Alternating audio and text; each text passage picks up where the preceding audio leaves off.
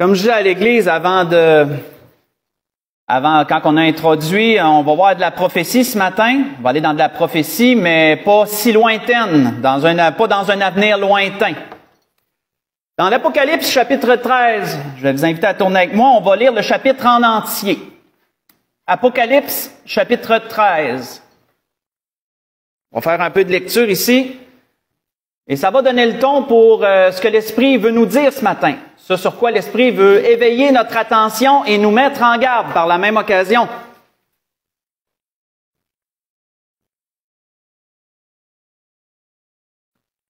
Dans l'Apocalypse, chapitre 13, débutant au verset 1, Jean, dans les révélations que le Seigneur lui a donné de voir beaucoup de choses qui étaient certainement très énigmatiques pour lui, mais qui vont devenir plus claires pour la dernière génération qui va vivre ces choses, et ça, c'est nous. On voit qu'il dit, « Puis je vis monter de la mer une bête qui avait 10 cornes et 7 têtes, et sur ses cornes 10 diadèmes, et sur ses têtes des noms de blasphème. La bête que je vis était semblable à un léopard, ses pieds étaient comme ceux d'un ours, et sa gueule comme une gueule de lion.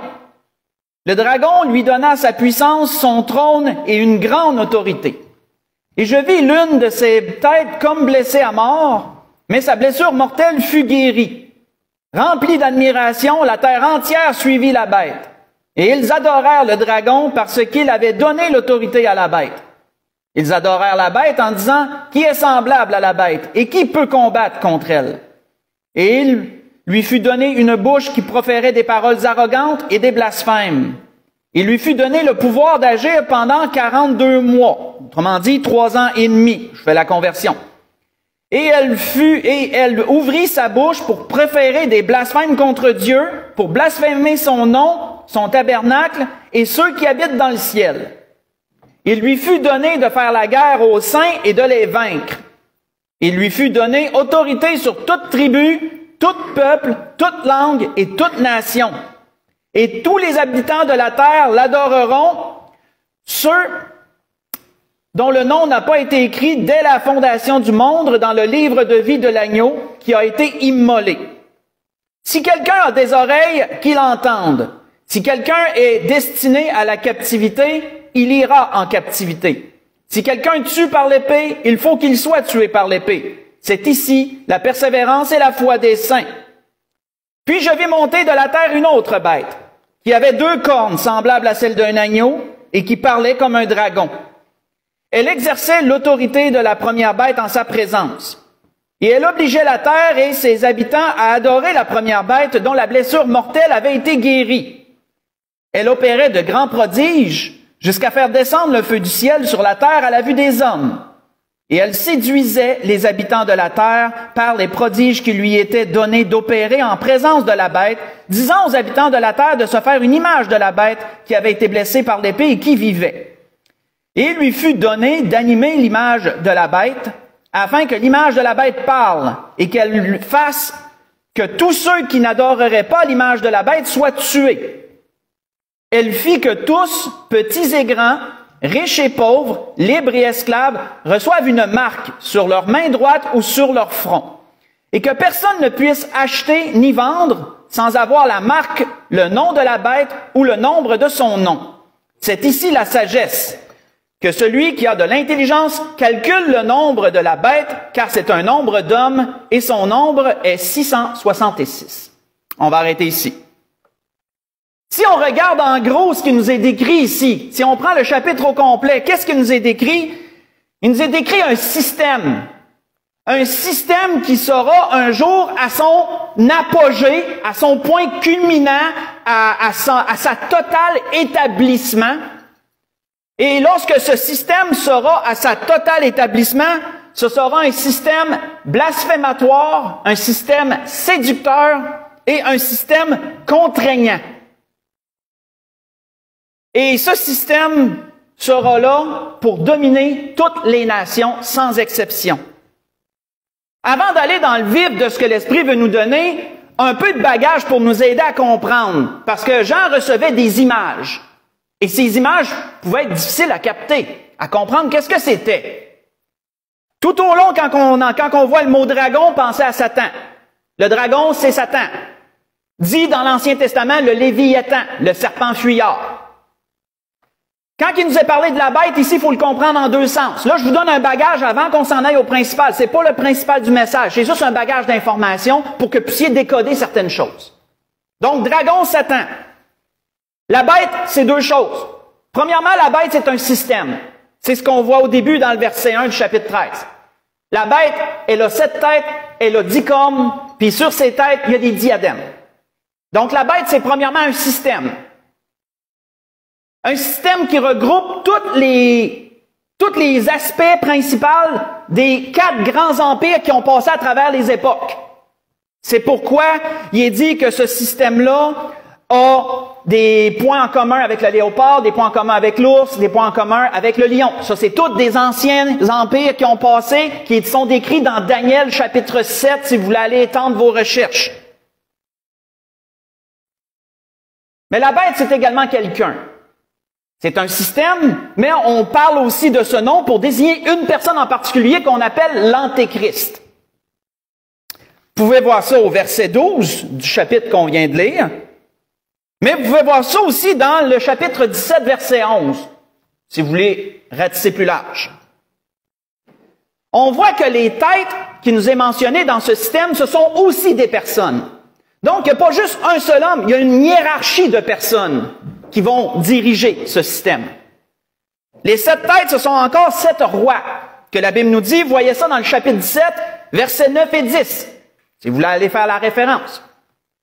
Les 10 cornes en dessous des 7 têtes sont aussi 10 rois. Vous voyez, c'est une hiérarchie. Si vous voulez voir cela, dans le chapitre 17, versets 12 et 13, et vous pouvez aller dans Daniel 7, versets 7 et 8, et vous allez toutes voir ces références-là. Donc, un système qui comporte une hiérarchie de personnes. Le diable qui donne sa puissance, qui donne sa domination. L'Antéchrist, une pyramide. L'Antéchrist, les 7 têtes, les 10 cornes. Ce système va être appuyé aussi par une branche religieuse, entre guillemets, ou qui nous est parlé d'une autre bête, qui est un orateur, qu'on peut voir comme ça, on le voit au verset 11. C'est un orateur qui va être semblable à un agneau. Autrement dit, il va avoir une apparence humble, une apparence de douceur.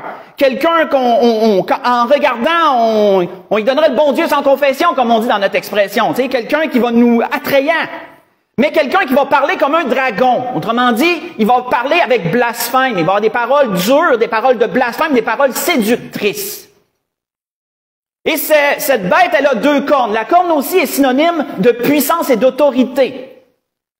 D'ailleurs, dans le temps médiéval, dans les temps médiévaux et contemporains, ceux qui étaient en haute hiérarchie, parfois pouvaient porter un genre de chapeau avec une corne. Il y a même des femmes parfois qui portaient ça avec une corne comme une licorne. C'est un peu comme le principe d'une licorne. Et ça voulait dire un symbole d'autorité. C'est un symbole d'autorité. La corne est un symbole d'autorité. Et cet orateur aura 2 cornes. Donc, il est semblable à un agneau. Donc, quelqu'un qui va être avec beaucoup d'autorité, mais qui va appuyer la bête. Il va appuyer la bête dans tout ce qu'elle va faire. Il va diriger même l'adoration des gens vers elle. Donc ça, c'est le bagage. Je referme la parenthèse, c'est le bagage d'information pour vous aider à décoder un peu. Mais ce sur quoi l'Esprit veut attirer notre attention ce matin, c'est le système. Le système. C'est un système qui va contrôler l'être humain sur tous ses aspects de sa vie. Rien ne sera laissé au hasard. Rien ne sera laissé au hasard. Et il n'y aura pas aucune dissidence dans ce système. Personne qui sera en dehors du système, il pourra dire, moi je vais vivre parallèlement au système. Il n'y aura pas de dissidence. Tu es dans le système ou tu meurs. C'est clairement démontré. Ce système, et ça, on a vu ça dans l'Apocalypse 13, versets 17 et 18, qui nous dit que tous, petits et grands, riches et pauvres, vont recevoir une marque. Si tu veux entrer dans le système, tu dois recevoir ça. Tu ne peux pas vivre autrement. Parce que tu ne pourras plus vivre. Tu ne pourras plus acheter ni vendre, tu ne pourras plus vivre si tu n'es pas dans le système. Et ce système sera un rejet complet de Dieu. Ce système sera un rejet complet de la volonté de Dieu, de la façon que Dieu a ordonné les choses dans la création. Parce que ce système sera sous le thème du 666. J'avais déjà prêché un message là-dessus, ça fait longtemps. Mais où j'avais parlé brièvement, je le dis très brièvement, le 6, c'est le rejet que l'homme a de Dieu, le rejet de Dieu par l'homme. Le 66, c'est l'abandon de la foi. Le 666, c'est l'abandon complet. C'est l'abandon complet généralisé. Et chaque 6 veut dire quelque chose. Et regrouper ensemble, ça veut dire des choses aussi. Mais ce système, c'est sur ce système que l'Esprit veut nous parler ce matin, parce que ça peut nous sembler comme un lointain futur de dire, oui, un jour, mes frères et sœurs, un système ne s'établit pas comme ça. Un système se met en place brique par brique pour arriver un jour à son apogée. Ce système, comme je l'ai mentionné, il y aura 3 points principaux qui vont le régir, qui vont le définir. Séducteur, blasphématoire et contrôle. C'est les 3 points qui vont régir ce système-là. Et savez-vous quoi? Ce système est en train de se mettre en place au moment où je vous parle, présentement. Qu'est-ce qui va amener ce système-là? L'Esprit veut mettre en lumière ce matin ce qui est en train de se mettre en place pour amener ce système-là. Il y a présentement une organisation qui est en train de travailler avec les gouvernements du monde entier pour implanter un système mondial. Et comment vont-ils l'implanter? Ils vont l'implanter par ce qui est appelé la grande réinitialisation. Peut-être que vous avez déjà entendu ce mot-là quelque part. La grande réinitialisation. Et cette grande réinitialisation réunit les 3 points du système de la bête. Blasphématoire, séducteur et contraignant, contrôlant. Le but de la grande réinitialisation, c'est simple, c'est de détruire l'ancien monde, de détruire ce que vous avez connu avant, l'ancienne normale, et d'en établir une nouvelle, d'ériger un nouveau monde, une nouvelle normalité, selon ce que cette organisation a en vue. Et elle embrigade tous les gouvernements du monde à suivre son système. Cette organisation s'appelle le Forum économique mondial. Le Forum économique mondial, qui consiste à mettre en place 17 objectifs de développement durable. Ça, c'est qui appelle ça comme ça. Si vous ne savez pas c'est quoi le Forum économique mondial et les 17 objectifs de développement durable, je vous conseille d'écouter. Parce que si vous vous en occupez pas, eux s'occupent déjà de vous. Présentement, ils s'occupent déjà de vous. Et c'est pas terminé. C'est cette organisation qui met en place le système qui nous est décrit dans l'Apocalypse 13, qui sera à son apogée. Comment mettent-ils cela en place? Premièrement, il faut savoir un peu c'est quoi le Forum économique mondial. Juste une petite parenthèse d'historique pour que vous sachiez un peu d'où ça vient.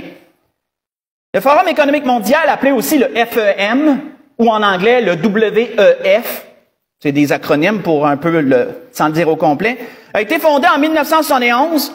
Il y a un président présentement qui s'appelle Klaus Schwab, peut-être que vous avez entendu ce nom-là quelque part. Cet organisme-là se dit une fondation à but non lucratif, c'est toujours comme ça, hein, des bienfaisants, qui a pour but d'établir des stratégies pour l'avenir et d'orienter les gouvernements du monde en ce sens-là. Ils se réunissent à toutes les années à un endroit qui est appelé Davos, c'est une ville.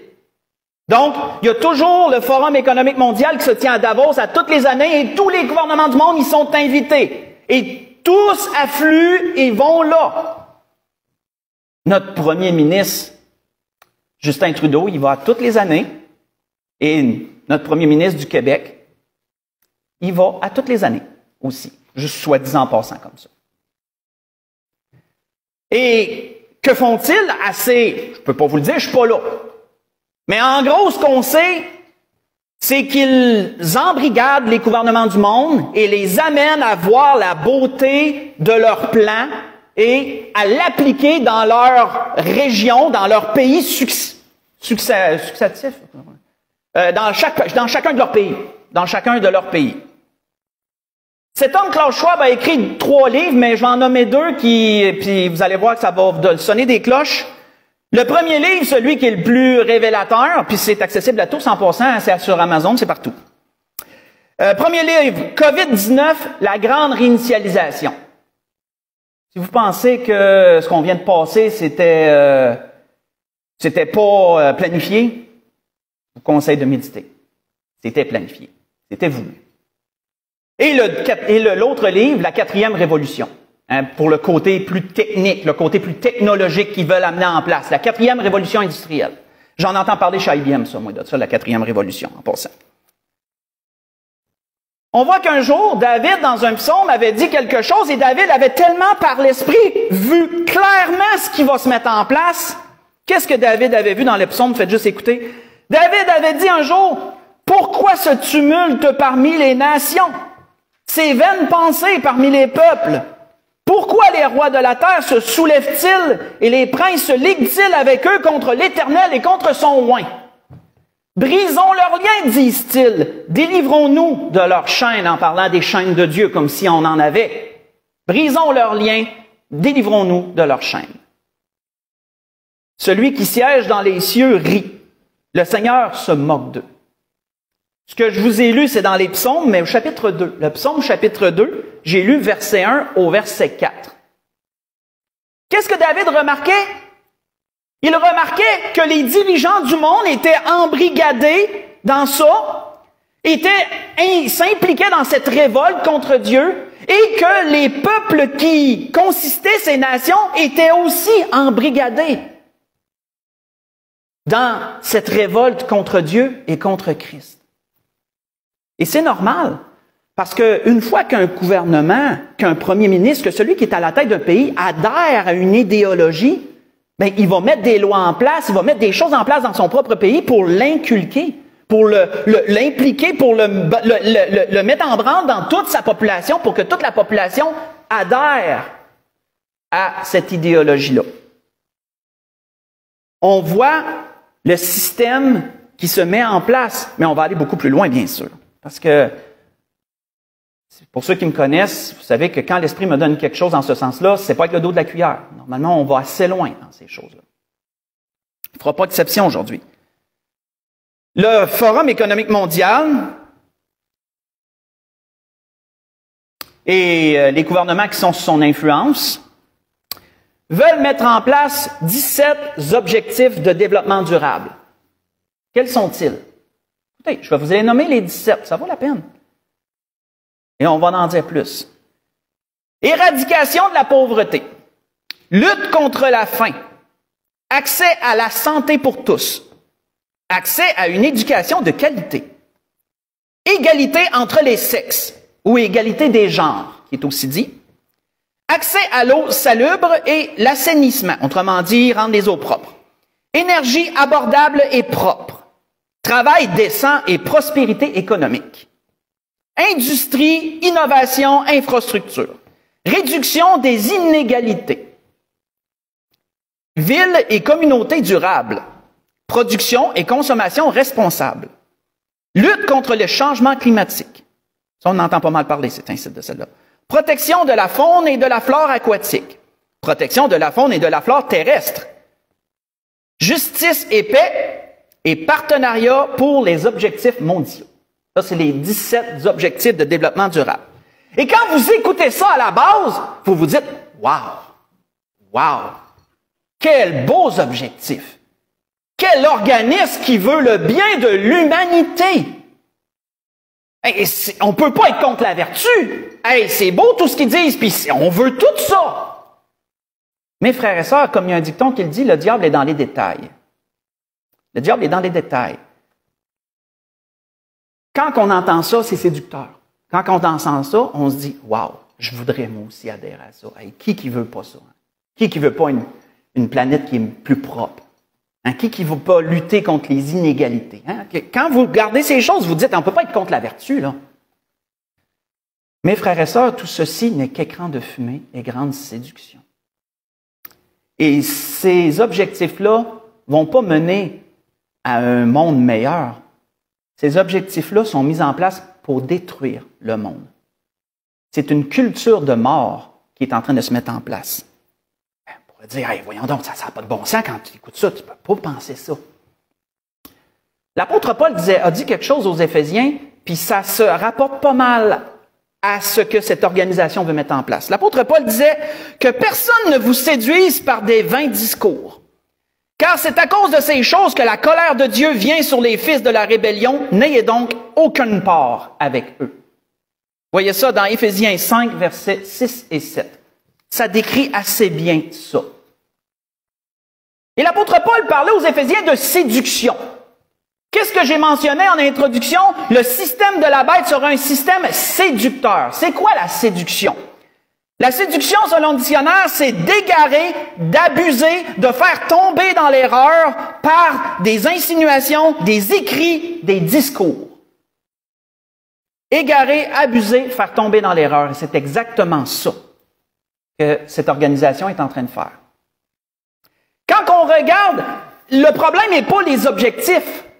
Le problème, c'est de la façon qu'ils les appliquent. Quand on regarde les buts et la façon qu'ils les appliquent, nous tombons dans le blasphème. Nous tombons littéralement dans le blasphème contre Dieu, dans la façon qu'ils appliquent ces buts-là. Et le blasphème, selon le dictionnaire, c'est quoi? C'est d'une parole ou des actions qui sont contre Dieu. C'est littéralement ça, le blasphème. Comment mettent-ils en place ces choses? Là, on rentre un peu plus loin. Et je ne peux pas toutes les nommer les 17 parce qu'on passerait 3 heures ici. J'en ai sélectionné quelques-uns. Et parfois, j'en ai regroupé un ou deux ensemble pour essayer d'avoir une image plus large. Comment vont-ils appliquer l'objectif de la lutte contre la faim? Généralisation et normalisation des cultures OGM. Toutes les graines, semences qui sont modifiées génétiquement, ça va devenir une normalité. Et on va toutes nous passer ça dans toute notre alimentation. Céréales, pain, etc., farine, nommez-les. Et vous savez que les organismes génétiquement modifiés, c'est un blasphème contre Dieu, ça. Ah oui? Si vous référez dans l'Ancien Testament, il y avait certaines cultures qui ne pouvaient même pas être mises un aux côtés de l'autre. On ne pouvait pas semer tel produit avec tel produit un aux côtés de l'autre pour pas qu'ils se mêlent ensemble. Dieu prescrivait que pour telle semence, tu vas semer ça là, pour telle autre, tu vas semer ça plus loin pour pas que ça se mêle. Il fallait que chaque semence garde son intégrité nucléaire, son intégrité pas généalogique, mais comprenez ce que je veux dire. Donc, les OGM, c'est quoi? En fin de compte, en gros, là, c'est qu'avec la technologie, à ce temps, ils sont capables d'incorporer des gènes d'animaux, des spécifications d'animaux dans une semence. Autrement dit, si un animal est capable de résister à un tel poison ou à quelque chose, ils sont capables d'incorporer ça dans la graine, et cette nouvelle semence-là va être capable de résister à telle affaire. Donc, ça fait des semences qui sont capables de résister à des produits acides, qui sont capables de résister à telle et telle chose. Je n'ai pas la connaissance pour tout vous décrire ça en détail, mais c'est rendu loin. Et ils sont capables de le faire. Et ils le font, allègrement. Faites juste chercher Monsanto, puis entre autres choses, puis vous allez en voir beaucoup là-dedans. Donc, alimentation à base d'insectes. On est dedans, là, on est en train de nous la pousser, celle-là. Alimentation à base d'insectes. De plus en plus, j'ai même vu dernièrement encore, il en a parlé, que dans les épiceries, c'est rendu à cette heure que tu as de la farine de grillon, c'est rendu que même tu as des chips. Tu as des chips de sauterelles, de grillons ou de peu importe. On est en train de... Puis on peut se dire, ah, ben, c'est pas si pire que ça. Mais saviez-vous que les insectes contiennent des toxines, des choses que l'être humain ne peut pas digérer? Ça peut rendre l'être humain malade, ça. De la chitine, entre autres, que plusieurs médecins qui soulèvent, disent, hey, non, on ne peut pas embarquer là-dedans, là. L'être humain va devenir plus malade que d'autres choses avec ça. On ne parle pas de manger une ou deux sauterelles puis de dire, oh, OK, non, c'est correct. Non, on parle d'une alimentation quotidienne, là. L'être humain peut devenir malade avec ça. Il va se rendre malade. Puis on nous promulgue ça comme étant la panacée. Même en Ontario, il est rendu qu'il y a des fermes de grillons. Il y a des fermes de grillons là, qui sont établies. Là. Fait que pensez pas que c'est si lointain que ça. Viande synthétique imprimée en laboratoire. Aux États-Unis, le Food and Drug Administration vient juste c'est l'organisme qui régit toute la nourriture, là, l'approbation des choses, viennent juste d'approuver que les viandes produites en laboratoire se retrouvent dans les supermarchés, ça vient juste, c'est tout frais, là. Fait que tantôt, vous allez avoir à l'épicerie des viandes, j'espère que ça va être étiqueté, fabriqué en laboratoire. Des beaux steaks tout ronds, pas de gras, parfait en apparence, mais vide en nutrition. Et tenez-vous pour la dernière, j'en avais déjà parlé, voilà un bout, viande humaine. Ça sent bien ça aussi, vous allez en entendre parler. Vous allez en entendre parler. Je l'ai déjà apporté à l'Église il y a quelques années, qui commençait à amener l'idée que l'être humain pourrait consommer de l'être humain. Oui, blasphème, frères et sœurs. Blasphème. Total blasphème contre Dieu.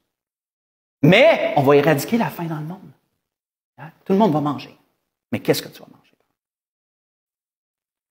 Toutes ces choses-là, dénaturées, vides, contribueront pas à la santé puis à la nutrition, vont contribuer plutôt à la maladie et à la mort, plus que d'autres choses. Accès à une éducation pour tous et équité des genres. C'est quoi ça? Ça, c'est l'endoctrinement des enfants aux idées mondialistes. Ça commence à rentrer dans les écoles en passant. Destruction de la famille nucléaire, autrement dit du noyau familial traditionnel. Enseignement du transgenrisme. Abolition des genres. Qu'on commence à enseigner que les petits garçons peuvent donner des petites filles peuvent donner des petits garçons, que t'es même jeune comme ça, que tu peux même pas avoir de permis de conduire, tu peux pas aller dans des bars, tu peux pas... Mais tu peux décider de ton genre, par exemple, puis ton parent, il n'y a rien à dire contre ça. C'est l'État qui va te prendre en charge, puis ton parent ne peut rien faire contre ça. On s'en va là, frères et sœurs. C'est ça, la mise en place des objectifs de développement durable. Enseignement du transgenrisme et promulgation des mouvements LGBT+. Et en tout cas, je me suis arrêté là parce qu'il y en a une panoplie, là. Autrement dit, vous allez voir de plus en plus des clowns, moi je les appelle comme ça aussi, il y en a d'autres qui les appellent comme ça, des clowns qui vont lire des histoires aux enfants dans les écoles, vont essayer de s'intégrer dans les écoles, lire des petites histoires aux enfants ou faire des spectacles pour adultes, mais que les enfants sont invités à regarder ça. Je vous passe les détails. Blasphématoire, frères et sœurs, blasphématoire. Production et consommation responsables. Action climatique. Qu'est-ce qu'on va faire pour mettre ça en place? Réduction et fin de la possession matérielle. Vous ne posséderez rien et vous serez heureux. C'est leur slogan en passant. Fin de l'agriculture conventionnelle. Ils ont commencé. Il y a des lois qui vont être votées comme de quoi que les agriculteurs ne peuvent plus utiliser d'engrais azotés, ne peuvent plus utiliser de fumier. Comment ils vont faire pousser leurs affaires? Tantôt, les agriculteurs sont même plus capables tout court de réussir à continuer. Ils vont devoir vendre. Puis qui rachète? Des gros bonnets. Des gros bonnets rachètent les terrains. Saviez-vous qu'aux États-Unis, c'est qui aux États-Unis le plus grand propriétaire de terrains agricoles? Bill Gates. Bill Gates. Oui, le gars là qui est Microsoft, là. Ouais, c'est lui. Pensez-vous qu'il va utiliser ces terrains-là pour éradiquer la faim dans le monde? Laissez-moi en douter grandement. Fin de l'élevage animal, consommation de viande. Oui, tantôt, là, ils veulent plus que vous consommiez de viande. Parce que c'est pas bon pour l'environnement. Fait qu'ils vont amener les fermiers à ne plus pouvoir faire de l'élevage. Et tantôt, ben, il va rester des insectes. Et il va rester d'autres choses aussi, mais bon, il va y avoir des insectes. Hein, ils veulent amener les gens dans le goulot. Migration des populations vers des villes intelligentes afin d'avoir plus d'espace vert. Tantôt, acheter des propriétés en campagne, ça va devenir difficile. Étonnez-vous même pas qu'à un moment donné, il y a peut-être des lois qui vont dire que tu peux même plus acheter de propriété en campagne. Que tu es obligé de t'en aller dans les grandes villes parce qu'ils veulent faire des méga-villes intelligentes où là, il va y avoir le traçage, les caméras, tout le monde va être bien surveillé. Le troupeau humain va être bien surveillé par l'élite. Oui, ça s'en vient, ça aussi, frères et sœurs. Ça s'en vient. Taxes et quotas carbone. Vous allez entendre parler de taxes carbone, ça s'en vient déjà. Quotas carbone, ça s'en vient aussi. Ou qu'il parle, là, il commence à en parler, que chaque être humain, chacun aurait un quota carbone de temps. Puis là, ben, si tu achètes quelque chose qui vient de loin, mais ils vont calculer le temps en bateau que ça a pris pour te l'amener, le voyage en auto, puis tout ça. Puis là, tu as pris tant de quota carbone pour acheter ta petite affaire. Ben, désolé, tu peux pas aller en voyage, il manque de quota carbone, là. Mais là, toi, si tu peux plus rien faire, puis qu'un riche a manqué aussi de ces choses-là, mais un riche va pouvoir dire, ah, tiens, un tel, il y a plus de quotas, il reste des quotas carbone de trop, ben, moi, je vais y acheter ces quotas carbone, puis je vais pouvoir continuer à faire ce que je veux faire. Ça, c'est supposé de réduire les inégalités, ça. Passeport et crédit climatique. Mastercard est embarqué là-dedans, ils veulent faire une Mastercard climatique. que si vous la prenez, ça va calculer, selon vos achats, ça va calculer votre consommation carbone pour sensibiliser les gens. Dépopulation. Il en parle comme si c'était rien. On va enlever du monde sur la Terre, il y en a trop, puis ça, on va lutter contre le changement climatique avec ça. Dépopulation. Blasphématoire, frères et sœurs. Blasphématoire. Aussi, il y a des organismes qui mettent en place, on est en train d'enseigner aux enfants que ça serait bien que tu fasses plus d'enfants, justement. Pensez à la planète. Plus d'enfants veut dire plus de pollution. Il y a même des mouvements qui se mettent en place pour que les femmes refusent, puis ces femmes qui adhèrent au mouvement-là refusent d'avoir des enfants pour lutter contre le changement climatique. C'est à ce point-là comment il y en a qui sont embrigadés là-dedans. Accès à la santé. On parle entre autres de santé reproductive. Ça veut dire stérilisation des enfants. Oui. Par des injections diverses. Je nomme pas de nom. Je vous laisse faire vos recherches. Injections diverses pour stériliser les enfants. Avortement comme moyen de contraception normale. Oui. Bannissement des médicaments alternatifs. La vitamine C, pas bon ça. Vitamine D, non. Produits homéopathiques, produits naturels, non. Non. Normalisation de la médecine pharmaceutique. C'est ça qui est bon pour vous autres. Médecine pharmaceutique. Obligation de vaccination régulière, ici et ça. Vous en entendez parler. Introduction de technologie dans les médicaments. On est en train de travailler là-dessus. Que tantôt, là, vous allez avoir votre petite pilule, puis il va y avoir une petite micropuce dans votre pilule, puis ils vont pouvoir suivre si vous avez pris vos médicaments ou pas. À travers de ça, vous allez ingérer de la technologie. Ah oui, comment que le système va réagir à ça? L'estomac avec l'acide puis tout. Ça peut-tu être bon pour nous autres, ça? Pas sûr, moi. Ça s'en va-tu, ça, ou ça reste après ça? Ajouter à ce système, puis là, je vais arrêter là, parce que comme je vous dis, j'en ai pris quelques-uns, là. Puis vous voyez déjà le blasphème à travers ces choses-là. Puis j'en ai pris quelques-uns, là.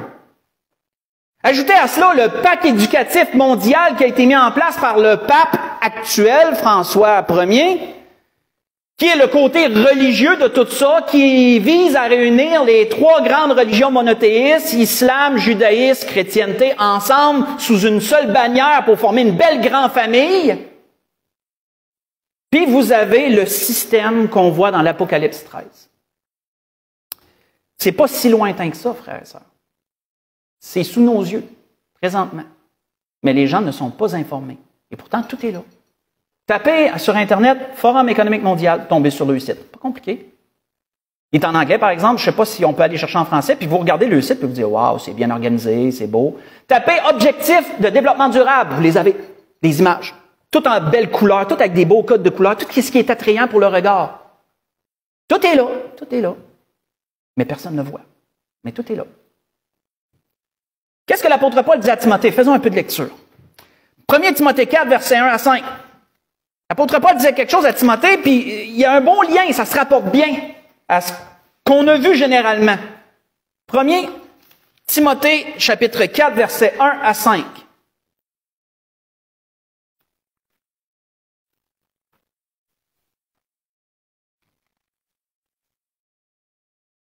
« 1 Timothée 4, versets 1 à 5. « Mais l'Esprit dit expressément que dans les derniers temps, quelques-uns abandonneront la foi pour s'attacher à des esprits séducteurs et à des doctrines de démons. » C'est exactement ça, frères et sœurs. C'est des esprits séducteurs qui mettent ça en place. C'est des doctrines de démons. C'est pas juste dans l'Église, c'est pas juste d'un point de vue spirituel que ça. C'est d'un point de vue physique aussi, dans tout ce qui se met en place. Par l'hypocrisie de faux docteurs portant la marque de la flétrissure dans leur propre conscience.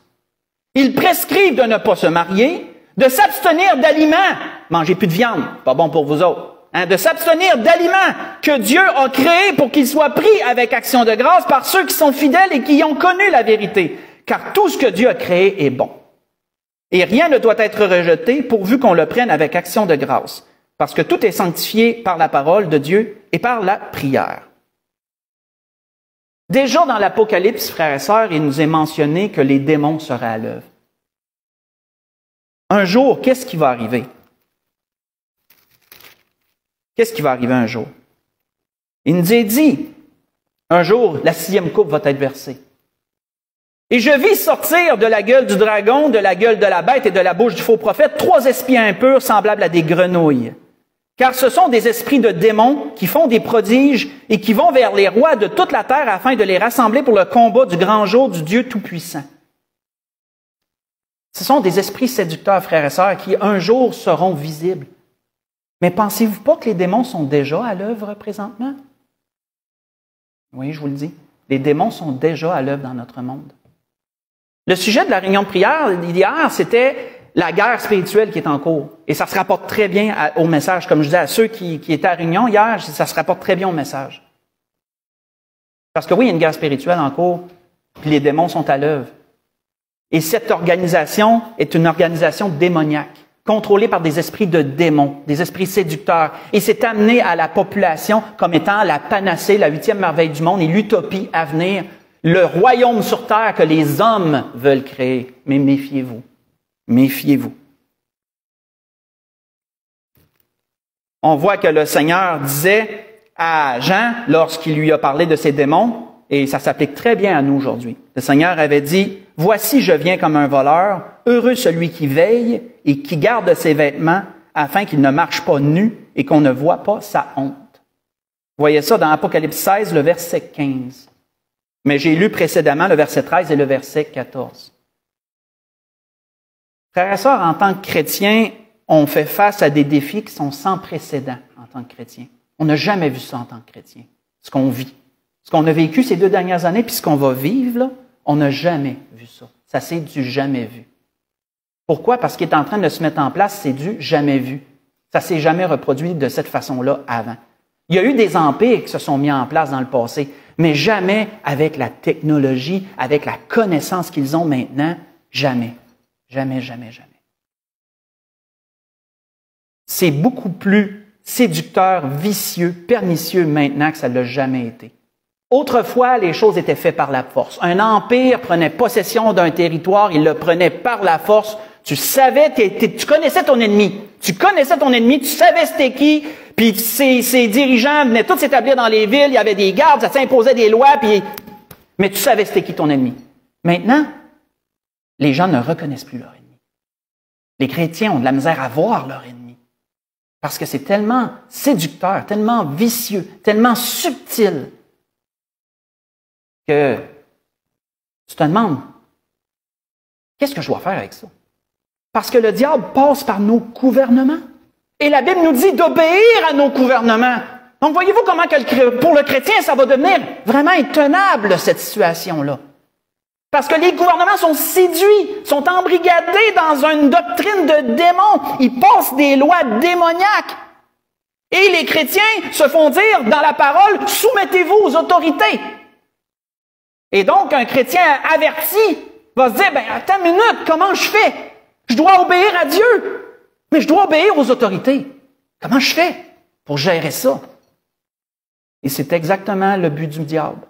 Amener les chrétiens à être paralysés parce qu'ils ne savent pas comment réagir face à des choses qui sont mises en place. Qu'est-ce qu'on fait avec ça? Et ces frères et sœurs, c'est prophétique, ce que je vous dis, je le crois sincèrement, que ça va devenir le plus gros défi du chrétien dans les temps à venir. Être capable de faire la part des choses pour obéir au gouvernement et en même temps obéir à Dieu. Ça va devenir le défi des chrétiens. D'avoir le discernement, d'être capable de départager ce que oui, je peux aller, jusqu'où je peux aller, mais aussi où je peux pas aller.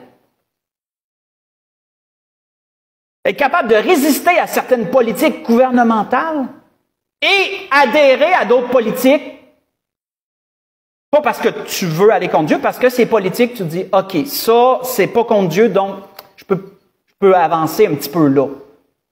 Parce que Dieu voudrait pas qu'on se mette en marge de la société puis qu'on désobéisse complètement en bloc au gouvernement. On marcherait contre la parole. Mais Dieu ne veut pas non plus qu'on adhère à des doctrines de démons. Non plus.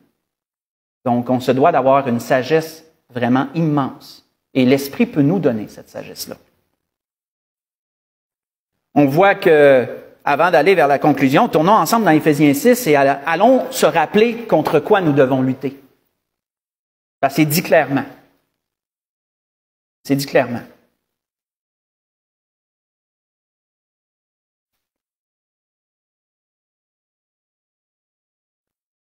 Éphésiens 6, on lit à partir du verset 10, c'est des versets à surligner, à colorer dans votre Bible. C'est vraiment une référence, surtout dans les temps où on est rendu, c'est une référence absolue, ça.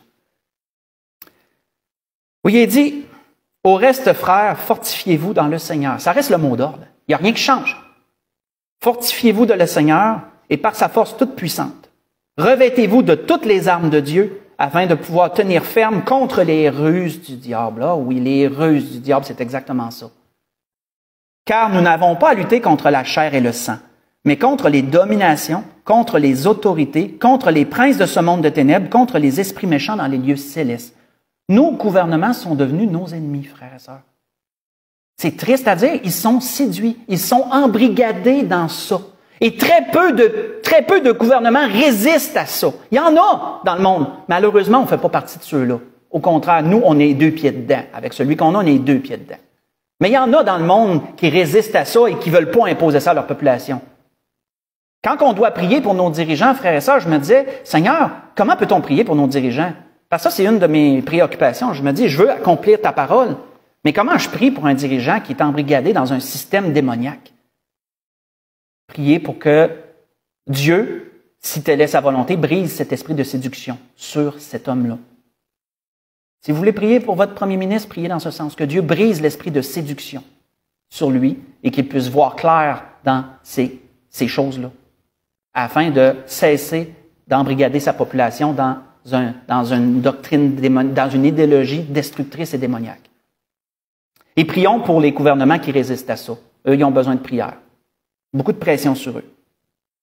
C'est pourquoi, disait-il au verset 13, « Prenez toutes les armes de Dieu afin de pouvoir résister dans le mauvais jour et tenir ferme après avoir tout surmonté. » Ça, c'est à venir, ça. Ça, là, notez ça pour les temps à venir parce que c'est ça. Tenez ferme dans les mauvais jours. Mais frères et sœurs, ce n'est pas seulement les chrétiens en général qui vont avoir ce défi. Les pasteurs, frères et sœurs, les pasteurs ont prié pour vos pasteurs parce qu'ils ont un poids énorme sur les épaules avec ça. Parce que les pasteurs vont être de plus en plus éprouvés à savoir comment enseigner. Comment enseigner ce qui se met en place. Comment enseigner droitement, selon Dieu, ce qui doit être accepté puis ce qui doit être rejeté. Si vous avez besoin de sagesse, les pasteurs en ont besoin davantage parce qu'ils vous l'enseignent. Malheureusement, il y a des pasteurs qui sont séduits eux aussi, puis ils pensent que c'est la bonne chose qui est en train de se passer. Malheureusement. Et vous en connaissez peut-être. Mes frères et sœurs, devant Dieu, un pasteur aura à rendre des comptes. Parce qu'on est dans un temps de séduction et de blasphème. Et le pasteur doit avoir la sagesse de Dieu, par l'Esprit bien sûr, de discerner, parce que les membres vont avoir des questions. Vous allez avoir des questions sur des choses qui vont se mettre en place, de dire, qu'est-ce que je fais avec ça, moi? Le pasteur doit avoir la sagesse de répondre, doit avoir la sagesse de diriger, de guider par l'enseignement.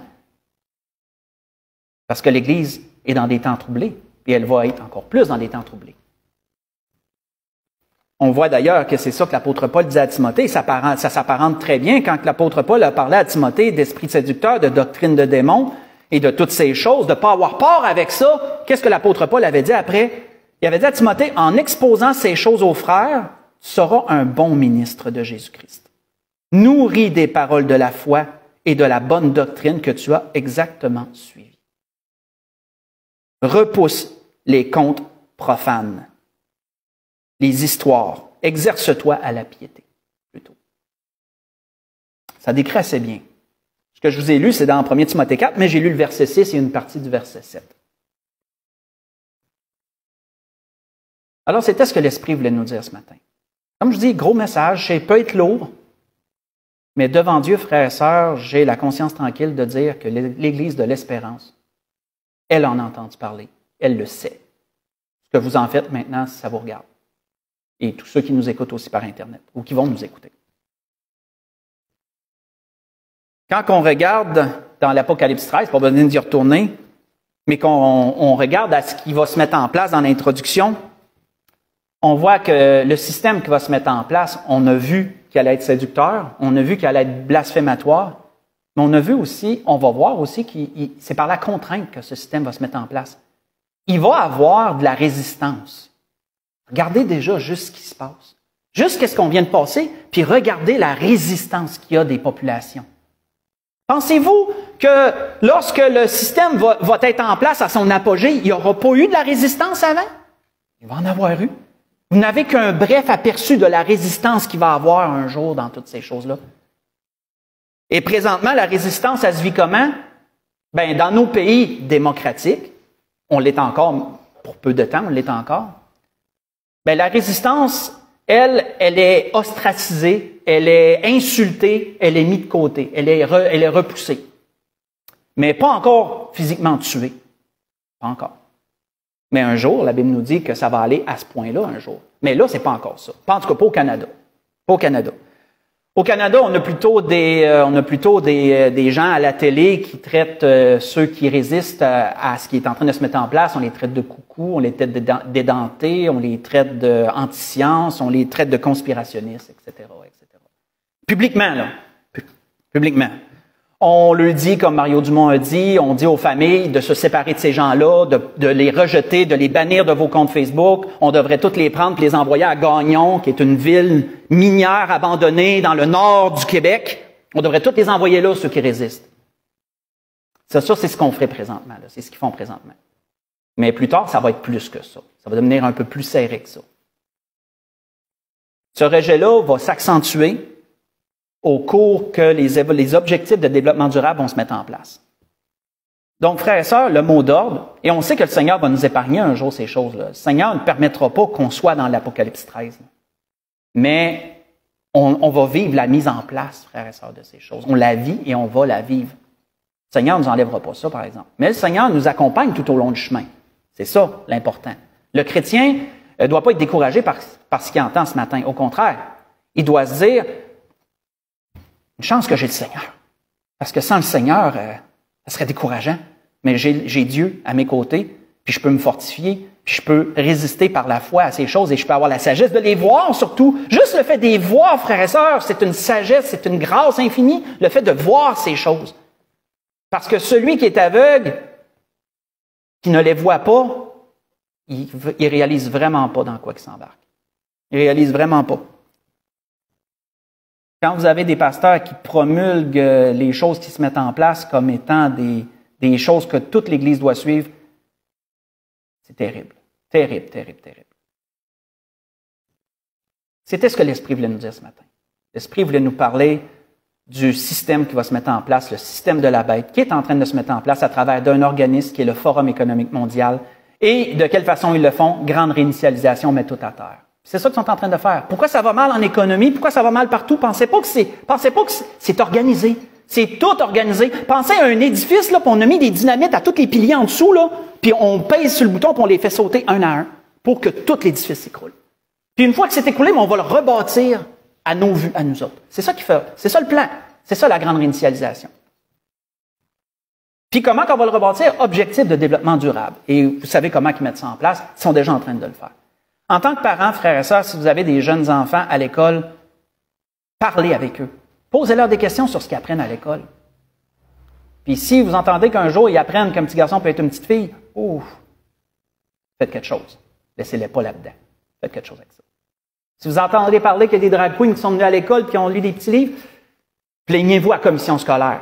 Appelez, plaignez-vous, ça se fait pas, ça n'a pas sa place. Il y a des actions qu'on peut faire comme ça, puis c'est pas contre Dieu, pas contre Dieu, ça.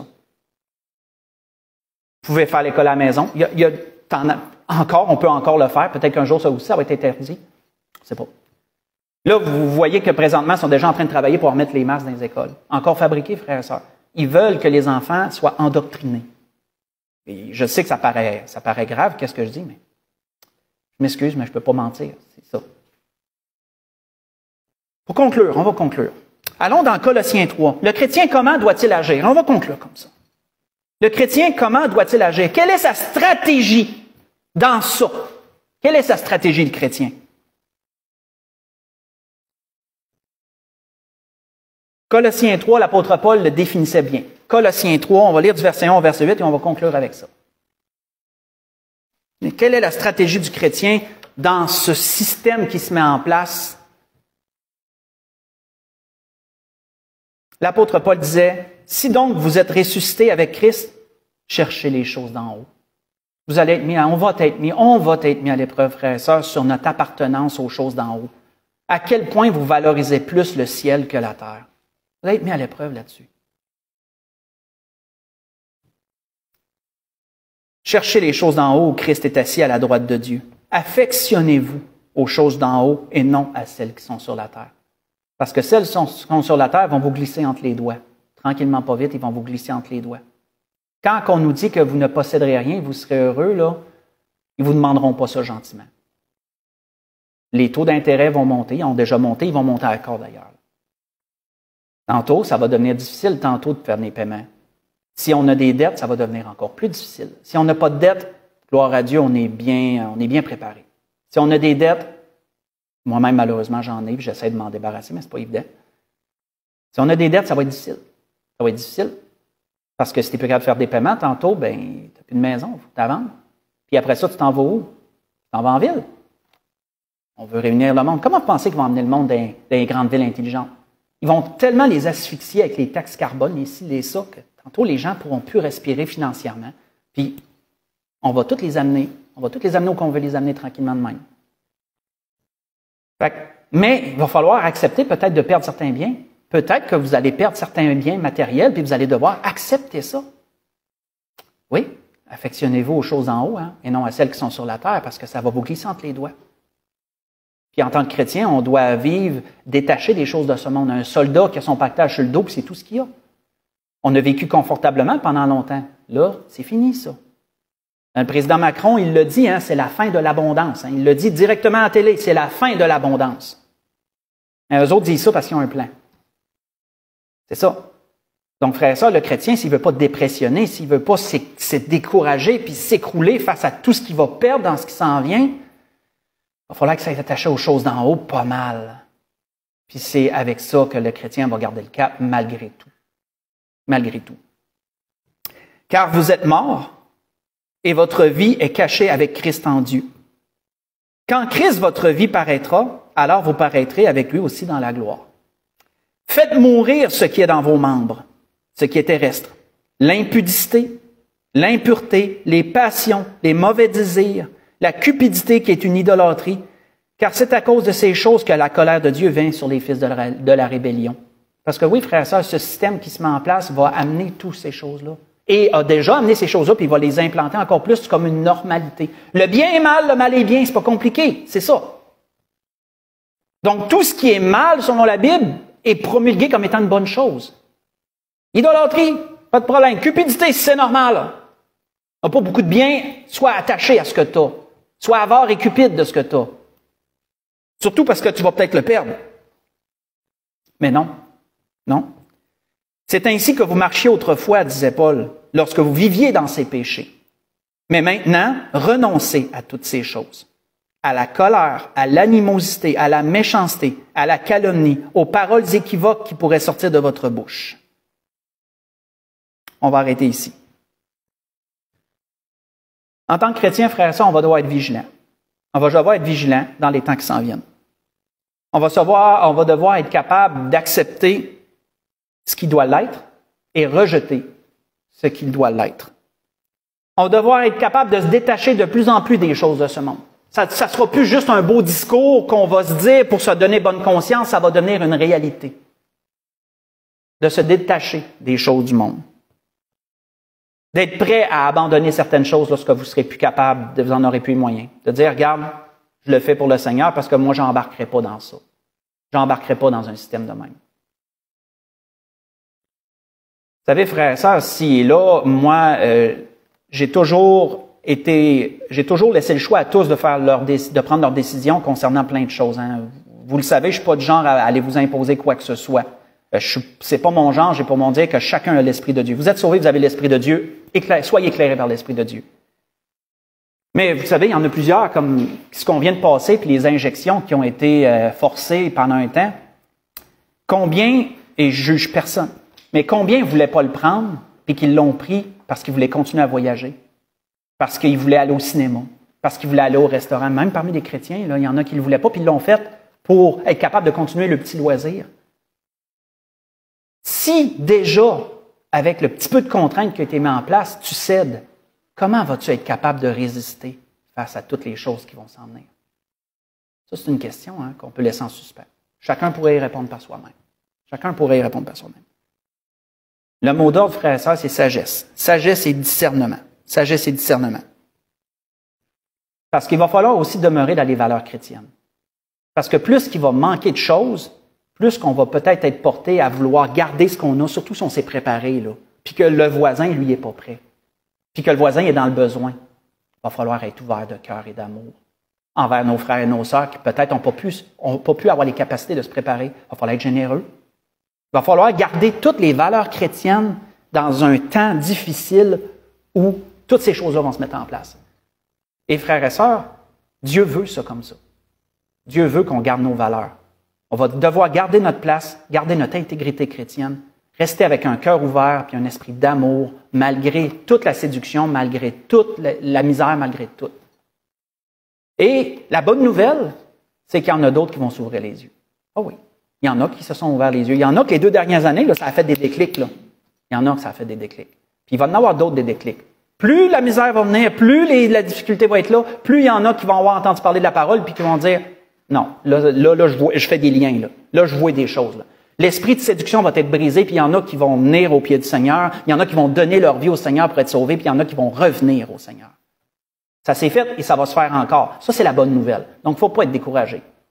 Et la meilleure des nouvelles, c'est que nous autres, on connaît la fin du film avant même qu'il s'est tout déroulé. On connaît la fin du film, nous autres. On sait où ça va mener, on connaît la finalité des choses. Donc, on peut avoir le moral, puis on a le Seigneur avec nous autres. Donc, c'était tout ça que l'Esprit voulait nous dire ce matin. Et un peu comme je l'ai cité comme verset, je le recite encore, c'est ce que le Seigneur avait dit. Et là, vraiment, là, j'arrête parce que je savais que ça serait long. Quand le Seigneur dit ça à ses disciples, et je vous l'ai lu, mais je le relis pour le bénéfice de tous ceux qui nous écoutent aussi. Quand le Seigneur a dit, « Et maintenant, je vous ai dit ces choses avant qu'elles n'arrivent, afin que lorsqu'elles arriveront, vous croyez. » Mais c'est ça. Le Seigneur nous l'a dit. Lorsque vous allez le voir, et peut-être que vous allez le voir, même mon frère André m'a dit quelque chose tantôt, ça m'a fait sourire. Pour ça, j'ai dit que j'allais le faire sourire pendant le message, parce qu'il m'a parlé qu'il a été à la graduation de sa fille, puis il y a un des dirigeants de la place, là, j'ai pas les termes exacts, mais c'est pas grave, qu'il a fait son discours, puis il a parlé de tous les acquis éducatifs qu'ils ont reçus, puis après ça, il dit peut-être en arrière, vous voyez pas la petite pine que j'ai ici, là? Petite pine ronde avec plein de couleurs dessus, là? Mais il dit ça, là, il dit c'est des objectifs de développement durable qu'on veut mettre en place pour le bien de l'humanité. Ici, à Saint-Georges, frères et sœurs. Mon frère est témoin, c'est lui qui me l'a raconté. Fait que c'est pas si loin que ça, là. C'est pas si loin que ça. Et c'est embrigadé. Les premiers ministres, les dirigeants de sociétés, d'entreprises sont embrigadés là-dedans, parce que c'est séducteur. C'est un esprit de séduction, frères et sœurs. Et vous allez ouvrir vos oreilles et vos yeux, puis vous allez le voir autour de vous. Mais faites attention. Ne vous laissez pas séduire. C'est démoniaque. C'est ça la mise en place du système qui s'en vient. Et c'était ce que l'Esprit voulait nous dire ce matin. Donc, on peut se lever pour un dernier cantique.